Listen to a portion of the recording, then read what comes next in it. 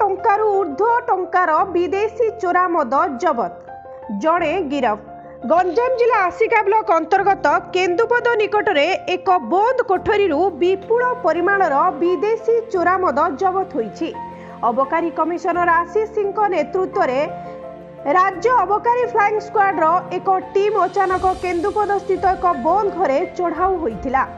राज्य फ्लाइंग स्क्वाड्र अबकारी अधीक्षक देवाशीष पटेल नेतृत्व में 16 जणिया टीम घटनास्थल में पहुंची विपुल परिमाणर विदेशी मद जबत करा जायथिला, जार अनुमानिक मूल्य 1.5 लाख टंकार ऊर्ध्व हेबो बोली अबकारी विभाग पक्षरु सूचना मिली। गिरफ युवकों को डाक्तर माइना परे कोर्ट चालाण करा जायथिला। एही चढ़ाऊ रे अबकारी विभाग सहित गांगोपुर थाना पुलिस उपस्थित थाई एही चढ़ाऊ करा जायथिला। बेगुनियापड़ारू तुषार रंजन राय को रिपोर्ट संपूर्ण न्यूज।